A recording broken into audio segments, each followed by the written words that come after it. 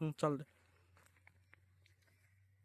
नमस्कार शेतकरी बांधवांनो, आपण माझ्या मागे बघत असाल एक हिरवेगर्द झाडे, अतिशय गुणवत्तापूर्ण संत्र्याची झाडे, संत्र्याची ही बाग आहे. इथं आज आपण श्री अतुल भाऊ भातुरकर यांच्या संत्रा बागेमध्ये आलेलो आहोत. आपण कॅमेरा अँगल फिरवला आणि बघितले, झाडे जर बघितली तर अतिशय गुणवत्तापूर्ण अशी झाडे आपल्याला दिसत आहेत. या झाडांची नुकतीच आंब्या बहारची तोडणी झालेली आहे मित्रांनो. आणि आज या शेतामध्ये आज आपण इथं आलो. आज त्यांचं बहुतेक तणनाशकाचं नियोजन चालू आहे. त्या अनुषंगाने त्यांची सुद्धा इथं आपल्याला भेट झालेली आहे. आपण त्यांच्याकडूनच विचारून घेऊया की नेमकं तणनाशक नियोजन त्यांचं कसं आहे, ते तणनाशकामध्ये ते काय काय वापरतायत. नमस्कार अतुल भाऊ भातुरकर. नमस्कार नमस्कार. तर तणनाशकाची आपली जी तयारी चालू आहे, यामध्ये प्रामुख्याने कोणतं तणनाशक आपण वापरत आहात? ग्रामोझोन.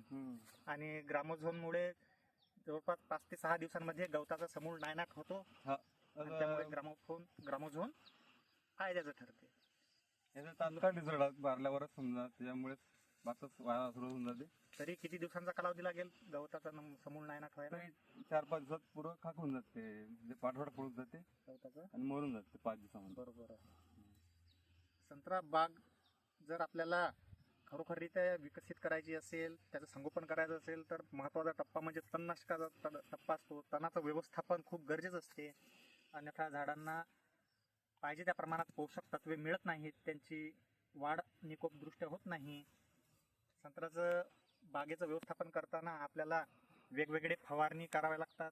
त्यातलीच एक महत्त्वाची फवारणी आज आपण पाहत येतो तणनाशकाची आहे. खाली आपण बघत असाल की जास्त तण वाढलेलं नाही आहे, प्रमाण तणाचं तसं कमीच आहे. परंतु नुकताच पाऊस झालेला आहे, या पावसामुळे तणाचं सुद्धा नियोजन करणं गरजेचं आहे. त्या अनुषंगाने त्यांनी इथं ग्रामोझोनची फवारणी करायला सुरुवात केलेली आहे. आपण हे बघत आहात. आता झाडाचं पुढचा आपल्याला माहिती जर घ्यायची असेल त्यांच्याकडून, तर या झाडांची आंब्या बहाराची तोडणी झालेली आहे. 2 एकरामध्ये ही जवळपास 250 ते 300 450 झाडे आहेत. आणि सर्व झाडे आपण बघू शकता की एकसारखी आहेत, एकसारख्या उंचीची आहेत. थोड्याफार प्रमाणे 5-10 कलमा सोडल्या जवळपास सर्व झाडे ही अतिशय गुणवत्तापूर्ण हिरवे गर्द दिसत आहेत आपल्याला. तर नेमकं या झाडांचे वाढ करण्यासाठी जवळपास 5 वर्षाची बाग आहे आपण सांगत आहात. आपण या झाडाचा एकदम मुळापासून जर बघितलं तर आपण बघू शकता की झाडाच्या खोडाचा आकार आणि त्यांच्या फांद्यांचा विस्तार कशारीत्या झालेला आहे. सुरुवातीपासून छाटणी वगैरे केलेली आहे. अतिशय योग्य असं व्यवस्थापन त्यांनी या बागेचं केलेलं आहे. आणि त्यामुळे आज आपल्याला हे अशा प्रकारचे गुणवत्तापूर्ण झाडं दिसत आहेत. जवळपास या 2 एकरामध्ये यांना 2 लाखाचं उत्पन्न आंब्या बहाराच्या मार्फत झालेलं आहे. किती मला वाटते 450 कॅरेट. 450 कॅरेट, 25 किलोचं कॅरेट असते. जवळपास 450 कॅरेटचा माल याच्यामधून यांनी आंब्या बहारचा घेतलेला आहे. 400 रुपये कॅरेटनं दिलं जातं. ते बाजार भावाच्या हिशोबाने ते जवळपास 2 लाखापर्यंत उत्पन्न त्यांचं नुसत्या आंब्या बहाराचं झालं आहे. परंतु आता आंब्या बहाराचं व्यवस्थापन सहसा शेतकरी करण्यामागे एकच कारण आहे की त्यामध्ये जोखीम कमी राहते.